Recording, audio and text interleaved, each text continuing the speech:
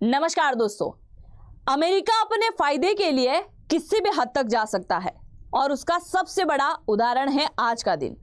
आज अमेरिका ने 50 से ज्यादा फाइटर जेट को खाड़ी देशों के अंदर बुला लिया है और अमेरिका लगातार ईरान को धमकाने का काम कर रहा है कि अगर ईरान ने आज मेरी बात नहीं मानी तो मेरे पास में इसके अन्य विकल्प भी हैं। इधर ईरान की तरफ से कहा गया कि अगर अमेरिका ने एक भी एयर स्ट्राइक करने की कोशिश करी या फिर गलती से भी मिसाइल चलाने की कोशिश करी तो ईरान इसका मुंह तोड़ जवाब देगा। तो आज के इस वीडियो में हम चर्चा करने वाले हैं कि अगर जिस प्रकार से इसने फाइटर जेट बुलाए हैं, जिस प्रकार से इसने एयरक्राफ्ट कैरियर बुलाए हैं, वॉरशिप को बुलाया है और अगर आने वाले कुछ ही दिनों के अंदर ईरान और अमेरिका का युद्ध शुरू होता है तो इसमें पूरा खाड़ी देश झुलसने वाला है और इसमें कौन कौन से देश ईरान का साथ देने वाले हैं और कौन कौन से देश अमेरिका का साथ देने वाले हैं, उन सब के बारे में आज के इस वीडियो में हम चर्चा करेंगे। क्योंकि दुनिया में बहुत कुछ उथल पुथल मचेगा जब ये दोनों देश लड़ाएंगे और इनके साथ में खाड़ी देश भी युद्ध में शामिल होंगे। शुरुआत करते हैं आज के इस वीडियो की और जानते हैं इस पूरी कहानी को। मेरा नाम है अंजलि और मैं आप सभी का स्वागत करती हूं एग्जाम नारी के यूट्यूब प्लेटफॉर्म पर। सबसे पहले आप जरा यहां पर देखिए, अभी 34 मिनट पहले खबर निकल के आई। खबर इतनी भयानक है कि सोचिए जरा, अमेरिका पहले से ही अपने वॉरशिप जो चाइना की तरफ तैनात कर रखा था उसको कहां भेज दिया? मिडिल ईस्ट की तरफ भेजा, जिसको लाने में लगभग 1 महीना लग गया। ये तो भेजा ही था, कुछ समय बाद इसने सैनिकों को हटाकर नए सैनिक वहां पर डाल दिए। फिर कुछ समय बाद इसने नई मिसाइलें तैनात कर दी वो उन देशों के अंदर जो अमेरिका का सपोर्ट करते हैं, यानी कि मिडिल ईस्ट के अंदर जो देश अमेरिका का सपोर्ट करते हैं वहां नए सैनिक तो भेजे ही, पर नई मिसाइलें तक भेज दी, यहां तक कि बम तक वहां पर भेजे। कई प्रकार की चीजों का कारनामा इसने किया। अब आज जो है अमेरिका ने 50 से ज्यादा फाइटर जेट मिडिल ईस्ट की तरफ रवाना कर दिए हैं कि भाई साहब कुछ भी करके अब ईरान को तोड़ना है और ईरान को झुकाना है। अगर ईरान रेडी नहीं होता है तो दूसरा विकल्प इनके पास में मौजूद है। अब इन्हीं बातों को लेकर जेडी वेंस जो कि अमेरिका के उपराष्ट्रपति हैं, उसकी तरफ से यह स्टेटमेंट आता है कि हमने ईरान के साथ में कई बार चर्चाएं करी। पिछले कई दिनों से हम उसके साथ चर्चा कर रहे हैं, कभी तुर्की के अंदर कभी दूसरे देशों के अंदर और आज जेनेवा के अंदर कर रहे हैं। लगातार हम इनके साथ में चर्चा कर रहे हैं पर ईरान हमारी बातों को मानने को रेडी नहीं है। अब ईरान के सामने जो है बातें रखी जा रही हैं ट्रंप की तरफ से कि आप यूरेनियम संवर्धन नहीं बनाएंगे, यानी कि परमाणु बनाने का जो कार्यक्रम आपने जारी रख रखा है उसे यहीं रोकना पड़ेगा। पहली बात।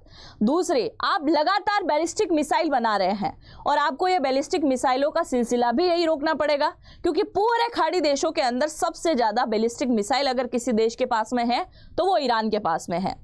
ये 2 कारण तो इसने रखे ही रखे हैं। और तीसरा, आप अगर परमाणु बना चुके हैं तो उसकी जानकारी हमें दे दीजिए, हम आपके साथ में किसी प्रकार की लड़ाई नहीं लड़ेंगे। ये ट्रंप की तरफ से कहा गया है। अब उधर ईरान की तरफ से क्या कहा गया वो जानिए पहले आप। तो ट्रंप ने ये सारी बातें जैसे यहां पर कही तो ईरान ने कहा कि ठीक है, आपकी बातों को हम मान लेते हैं, पर हम वो दिन नहीं भूल सकते जब आपने और इजराइल ने मिलकर हमारे ऊपर हमला किया था।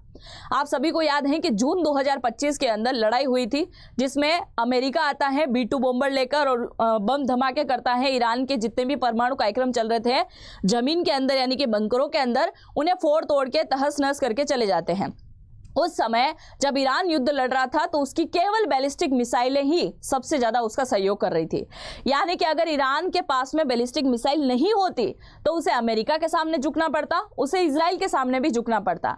अब उसने बोला है कि हमारी ताकत केवल बैलिस्टिक मिसाइल है। आप परमाणु को लेकर बोलते हैं तो हम एक बार समझ सकते हैं, पर हम बैलिस्टिक मिसाइलें कितनी बनाएंगे उसकी रोक टोक आप नहीं कर सकते। अगर आप इतने ही रोक टोक करने वाले हैं तो आप उत्तर कोरिया के ऊपर भी रोक टोक करके दिखाइए। भाई ईरान ने इस चीज को लेकर मना कर दिया।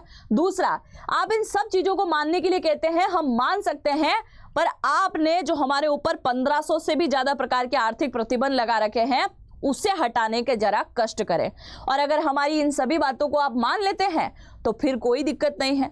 इधर अमेरिका बातचीत तो कर रहा है पर उसके साथ साथ सैन्य दबाव बना रहा है। मिडिल ईस्ट के अंदर फाइटर जेट, कभी मिसाइलें, कभी क्या भेज रहा है, पूरी तरीके से दबाव डालने की कोशिश कर रहा है और दबाव में वो चाहता है कि ईरान इनके सामने झुक जाए। और ईरान की तरफ से जवाब आता है कि अगर तुमने किसी भी प्रकार का, हमने जो तुम्हारी बातें नहीं मानी है उन बातों को लेकर अगर तुम गुस्से में आ जाते हो, किसने बोला?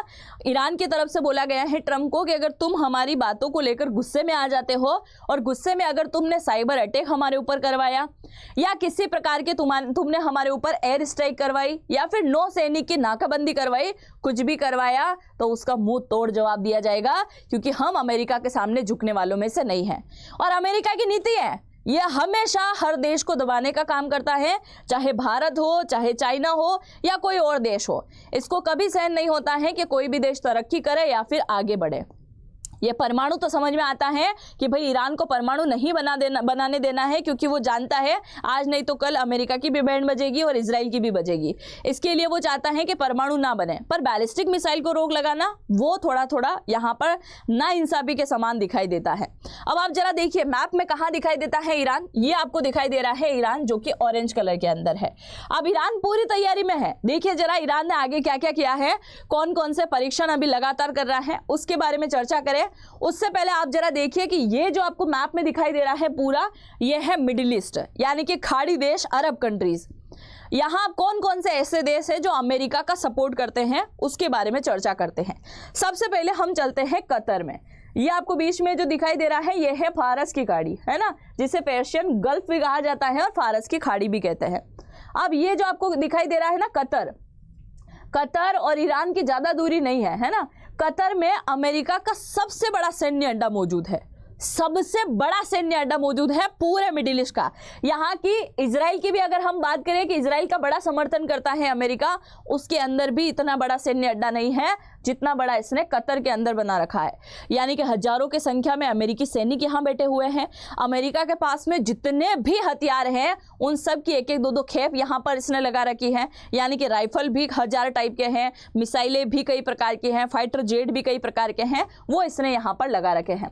दूसरा, अगर हम बात करें बहरीन की, तो बहरीन के अंदर जो है अमेरिका के कम से कम 15 फाइटर जेट अभी यहां पर हैं। कहां पे हैं? बहरीन के अंदर। तो जिन जिन देशों का मैं नाम ले रही हूं, आप समझते चलिएगा कि वो अमेरिका का खुला समर्थन करते हैं और वो एक बड़े वाले दुश्मन है ईरान के। किसके दुश्मन है? ईरान के दुश्मन है। बहरीन के अंदर क्या है? 15 फाइटर जेट है और ये एक मुख्य केंद्र बनेगा। अगर खाड़ी देशों में लड़ाई होती है तो सबसे बीच में आता है बहरीन, यानी कि ये यहाँ का मुख्य केंद्र बनने वाला है। फिर हम बात करते हैं यूएई की, है ना, यूनाइटेड अरब अमीरात की। अगर हम बात करें तो ये क्या है? नौसेना सबसे ज्यादा यहां पर बिठा रखी है अमेरिका ने, क्योंकि इसी वाली जगह पर क्या आता है, आप सभी को याद होगा, हॉर्मुज की खाड़ी आती है। हॉर्मुज आप सभी जानते होंगे कि वो 33 किलोमीटर चौड़ा इलाका जहां पर दुनिया का 25% क्या होता है? व्यापार होता है तेल का। यानी कि जितने भी खाड़ी देशों में तेल निकलता है उन सब का तेल इसी वाले रास्ते से होकर बाहर निकलता है और ये सकरा रास्ता है। बस यहीं पर अमेरिका ने अपनी नौसेना को भी बिठा रखा है। एक तरफ ईरान की सेना बैठी होती है और एक तरफ इसके यूएई के साथ में अमेरिका की सेना बैठी होती है। तो यहाँ पे भी इसने अपने F-35 को पहले से तैनात कर रखा है और नौसेना भी यहाँ पर है। 5 फ्लीट है उनकी, यहाँ पर बड़ी खेप लगा रखी है। इसके अलावा सऊदी अरब की हम बात करें तो पूरे खाड़ी देशों में सबसे बड़ा दुश्मन ईरान का अगर कोई है तो वो है सऊदी अरब, क्योंकि सऊदी अरब ने हमेशा अमेरिका का समर्थन किया। अमेरिका ने इसके यहाँ पर अपने डिफेंस सिस्टम को लगा रखा, कई प्रकार के सैनिक, कई प्रकार के हथियार हैं ऑलरेडी। और सऊदी अरब और इराक की आपस में बनती नहीं है, ईरान की माफ कीजिएगा। क्यों नहीं बनती है? ये बड़ा इतिहास पुराना है, क्योंकि ये सिया सुन्नी वर्ग को लेकर लड़ाते हैं। एक टाइम यहाँ पर सुन्नी गए थे, सुन्नियों को भगा दिया, अब सिया का मुख्य केंद्र बना हुआ है ईरान। तो सिया सुन्नी वर्ग को लेकर आपसी कई वर्ष पहले लड़ाई हुई थी और उस लड़ाई को अब तक इसने जारी रख रखा है। तो सऊदी अरब बिल्कुल पसंद नहीं करता है ईरान को। फिर आता है इराक। तो आप सभी को याद होगा 1980 के दशक में, है ना, लड़ाई हुई थी सद्दाम वाली। तो ये लड़ाई हुई थी, इस वजह से ये दोनों आपस में पसंद नहीं करते हैं और अमेरिका ने खुफिया जानकारी पहले से ही दे रखी है ईरान की। तो इस चीज को लेकर ये भी इसका सपोर्ट करते हैं। दूसरा, अगर हम बात करें, ये आपको दिखाई दे रहा है सीरिया और ये दिखाई दे रहा है आपको जॉर्डन। अच्छा, एक और देश आता है जिसको हम क्या कहते हैं? मिस्र कहते हैं, जिसको आज इजिप्ट कहा गया है। ये सारे मिलकर क्या करेंगे? केवल ढोंग करेंगे कि हम न्यूट्रल हैं, बाकी हकीकत यह है कि हकीकत में ये अमेरिका का समर्थन करेंगे। और यहाँ पर इजराइल तो आप सभी जानते ही हैं, इजराइल तो उनका सपोर्ट करता ही करता है। अब अगर हम बात करें कि पूरे अरब के अंदर जितना भी अरब है वो पूरा ब्लॉक किसकी तरफ जा रहा है? इनकी तरफ, अमेरिका की तरफ जा रहा है। फिर ईरान के साथ में कौन नजर आ रहा है, उसके बारे में भी आगे हम चर्चा करते हैं। अब आप देखिए, बुरी तरीके से ईरान के ऊपर टूटने के लिए इतने सारे लोग यहाँ पर खड़े होंगे। अब ईरान का साथ देने के लिए चीन है, ईरान का साथ देने के लिए रशिया है, ईरान का साथ देने के लिए उत्तर कोरिया है, और मेरे हिसाब से 3 देश भी बहुत काफी होते हैं, है ना, क्योंकि ताकत बड़ी होती है, ताकत बड़ी होती है, अगर साथ देना हो तो ताकतें बड़ी होती हैं। और ये तीनों ने ही मिलकर इसको ड्रोन बनाते सिखाया, इन तीनों ने ही मिलकर इसे बैलिस्टिक मिसाइल बनाना सिखाया। यहाँ तक कि चाइना तो खुलेआम बोलता है इसने यूरेनियम संवर्धन की टेक्नोलॉजी पूरी दी हुई है, यानी कि अगर परमाणु बना लेता है तो उसमें पूरा श्रेय जाएगा चाइना वालों को, तो ये समर्थन करते हैं। दूसरा, ईरान कभी भी सीधे तरीके से लड़ाई नहीं लड़ता है, वो लड़ाई लड़ेगा ही नहीं। वो क्या करेगा, अपने पाले हुए संगठन को बोलेगा जाओ टूट पड़ो। इसने सीरिया के अंदर सिया मिलिशिया को बिठा रखा है ना, हूती, लेबनान वगैरह का आप सभी को याद होगा, यमन के अंदर हूती बिठा रखे हैं, है ना, और सीरिया के अंदर भी ईरानी बैस है पूरा तरीके से। तो ये क्या करेगा, लड़ाई लड़ने के लिए काफ़ी है इसके पास में। तो ईरान क्या करेगा, इन सभी से लड़ाई लड़ाने वाला है। फिर भी अमेरिका अगर खुले तरीके से यहाँ पर लड़ाई लड़ने के लिए बैठा हो तो ईरान ने खुले तरीके से कहा कि मैंने पहले से ही तैयारी कर रखी है। तैयारी किस प्रकार की, ये जो आपको दिखाई दे रही है फारस की खाड़ी, इसी फारस की खाड़ी में अभी हाल ही में इसने क्या करवाया है, एक बैलिस्टिक, जो कि घनी खतरनाक है, यानी कि बड़ी खतरनाक है, मेरी राजस्थानी में बोला जाता है घनी खतरनाक। तो एक बैलिस्टिक मिसाइल जो बड़ी तेज है, बड़ी खतरनाक है, उसका अभी हाल ही में सफल परीक्षण किया, और कहा जाता है कि वो इतनी ज़्यादा खतरनाक है कि किसी भी एरिया में जाकर गिरेगी तो बहुत ज़्यादा नुकसान करने वाली है। तो ऐसी मिसाइल का परीक्षण अभी हाल ही में इसने किया है ईरान ने। तो साफ सुथरे तरीके से वो जताने की कोशिश कर रहा है कि मेरी मिसाइलों में बड़ा दम है, अगर लड़ने आना है तो आ जाओ। दूसरा, इसने अभी हाल ही में यहाँ पर नौसेना का युद्ध अभ्यास भी शुरू करवा दिया है। ईरान बोल रहा है कि मेरी नौसेना भी यहाँ पर युद्ध अभ्यास कर रही है। अगर हम यहाँ पर अमेरिका की बात करें कि अमेरिका ने किस प्रकार के फाइटर जेट को भेजा है, तो सबसे पहले आप जरा देखिए F-35, है ना, F-35 को उसने भेजा है, जो कि 1.6 मैक की स्पीड से उड़ते हैं, यानी कि 1 घंटे में 1930 किलोमीटर रेंज तक पार कर सकते हैं। वहीं अगर हम बात करें कि रेंज कितना है, मतलब कितनी लंबी उड़ान भर सकते हैं एक बार फ्यूलिंग भरने के बाद, रिफ्यूल नहीं करना पड़ता है, तो 2222 किलोमीटर तक जा सकते हैं। रडार के अंदर पकड़ में नहीं आते हैं, एक साथ सैकड़ों टारगेट को ये ट्रैक कर सकता है, और मल्टीपल ऑपरेशन इसने अभी तक किए हुए हैं, जिसमें ये परमाणु बम तक अपने साथ में लेके जा सकता है। फिर बारी आती है F-16 की। F-16 फाइटर जेट की अगर हम बात करें, जो कि अभी पाकिस्तान के पास में था और इसका धुआं भी निकल चुका था। रेंज की बात करें तो 4200 किलोमीटर रेंज होती है इसकी, 2400 किलोमीटर प्रति घंटे की रफ्तार से, यानी कि आप मान के चलिए अच्छी खासी स्पीड से उड़ता है। वजन की बात करें तो 9936 केजी वजन अपने साथ में लेकर जा सकता है, और हथियार लोड करने के बाद में 16875 किलो का वजन ये अपने साथ में लेके जा सकता है। तो ये वाले हथियार ये लेके जाने वाला है। अब अगर ये खाड़ी देश और अमेरिका, ईरान वाले सारे के सारे लड़ा जाते हैं तो तेल की बड़ी किल्लत आने वाली है। अगर आपके आसपास कोई पेट्रोल पंप दिखाई दे रहा है तो पहले से ही जाके अपनी घर के अंदर टंकियां वंकियां फुल कर लेना, पैसे कमाने के अच्छे मौके मिलने वाले हैं, क्योंकि बहुत ज़्यादा पेट्रोल जो है यहाँ पर दाम बढ़ने वाला है, कीमतें बढ़ेगी, क्योंकि इन्हीं खाड़ी देशों के अंदर अगर ऐसा हुआ तो तेल बड़ी मात्रा में जलने वाला है। तेल जलेगा और इसका पूरा पूरा फायदा उठाएगा कौन, अमेरिका। अमेरिका ने तो पहले भी कई बार बोला है कि मैंने सऊदी अरब को और इसको इजराइल को इसीलिए सपोर्ट करके रखा हुआ है कि इन फ्यूचर अगर तेल की बारी आती है तो वही निकालेगा। दुनिया का सबसे ज़्यादा तेल कहाँ है, वेनेजुएला में। आज वेनेजुएला किसके अंडर में चला गया है, अमेरिका के अंडर में, क्योंकि अमेरिका चाहता है फायदा कमाना, और खाड़ी देशों के अंदर भी आपस में आग लगवा के यहाँ से जितना भी तेल है वहाँ निकालने के लिए आ जाएगा। क्योंकि एक टाइम था जब ईरान के अंदर तेल कौन निकालता था, अमेरिका ही तो निकालता था। अब उसको यहाँ से भगा दिया है तो वो सहन कैसे करेगा, और इस वजह से वो खाड़ी देशों के अंदर आकर बैठना चाहता है, अपने फायदे के लिए कुछ भी करने के लिए रेडी है, और इसका असर भारत तक देखने को मिलेगा। महंगाई बहुत बहुत तेजी से बढ़ेगी, पेट्रोल और डीजल के दामों में बड़ी तेजी से सब चीज़ों की बढ़त यहाँ पर होने वाली है। अब सवाल ये आता है कि अमेरिका कौन सी स्थिति में यहाँ पर हमला कर सकता है। अमेरिका आज की अगर देखा जाए तो केवल डराने धमकाने का काम कर रहा है। युद्ध जैसी स्थिति केवल 30% है, 70 या 75% तो केवल वो डराने का काम कर रहा है।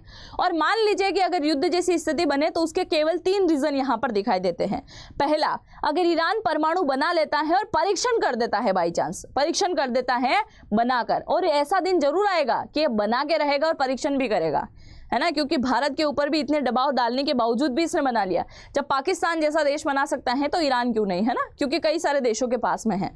अब ईरान ने जिस दिन परमाणु बना लिया, परीक्षण कर दिया, उस दिन अमेरिका हमला कर देगा। दूसरा, इसके पास में अगर ज़्यादा बैलिस्टिक मिसाइल होगी और किसी भी मिसाइलों से एक बड़ा हमला अगर इसने इजराइल के ऊपर कर दिया, उस दिन यकीनन एक बड़ा युद्ध हो सकता है। और तीसरा, अमेरिका के पूरे मिडिल ईस्ट के अंदर कई प्रकार के बेस मौजूद हैं। कतर की हम बात करें उसमें सबसे बड़ा है, बहरीन में इसके फाइटर जेट्स तैनात हैं, यहाँ तक कि यूएई की हम बात करें वहाँ पे नौसेना है। वो इलाके जो कि अमेरिका का हमेशा समर्थन करते हैं, और अगर उन इलाके के ऊपर इसने एक बड़ा हमला किया तो वो एक यकीनन युद्ध हो सकता है, चाहे वो गलती से ही किसी प्रकार की मिसाइल क्यों ना छोड़ दे। तो इन चीज़ों को लेकर थोड़ा विश्वास होता है कि इन फ्यूचर में ये युद्ध हो सकता है। बाकी अभी के अगर हम समय की बात करें तो अमेरिका केवल और केवल ईरान को डराने की कोशिश कर रहा है। आपको क्या लगता है, क्या एक बहुत बड़ा युद्ध होगा? क्योंकि 30% यकीन है कि युद्ध होगा, पर 75 या 70% में यही लगता है अमेरिका हमेशा डराने धमकाने का काम करता है। आप क्या सोचते हैं? अपनी राय को मुझे जरूर से कमेंट सेक्शन में लिखिएगा ताकि समझ में आ जाए। आगे बढ़ते हैं और आगे जानते हैं, ईरान के जो विदेश मंत्री हैं उन्होंने बोला कि अगर हमला हुआ तो इसका असर दूसरों के ऊपर पड़ेगा। यकीनन आप समझ चुके हैं कि दूसरे कौन है, सारे देश जो इनसे आयात निर्यात करते हैं, खरीदी करते हैं। चाइना को भी बड़ी टेंशन है, तेल को लेकर ही उसको टेंशन है। रशिया हथियार देने के लिए आगे बैठा हुआ है कि हथियार लो, हमसे लड़ाई लड़ो। तो ये एक अलग चीज है। बाकी इनका जो कहना है अब्बास साहब का, ये एकदम सही बोल रहे हैं कि भाई अगर युद्ध हुआ तो इसका असर कई सारे क्षेत्र में देखने को मिलेगा। आप जो भी सोचते हैं अपनी राय को मुझे जरूर से कमेंट सेक्शन में लिखिएगा। और अगर आप जनरेटिव एआई को सीखना चाहते हैं तो इसी वीडियो के कमेंट सेक्शन में पहला कमेंट मैंने पिन कर रखा है, जिस पे जाके नाम, मोबाइल नंबर, ईमेल आईडी और डिस्काउंट कोड आपको नारी 100 लगाना होगा, जिससे आपको यहाँ पर अच्छा खासा डिस्काउंट मिल जाएगा। तो आई होप मेरे द्वारा दी गई जानकारी आपको समझ में आई होगी। हम मिलते हैं नेक्स्ट वीडियो में, तब तक के लिए जय हिंद, जय भारत।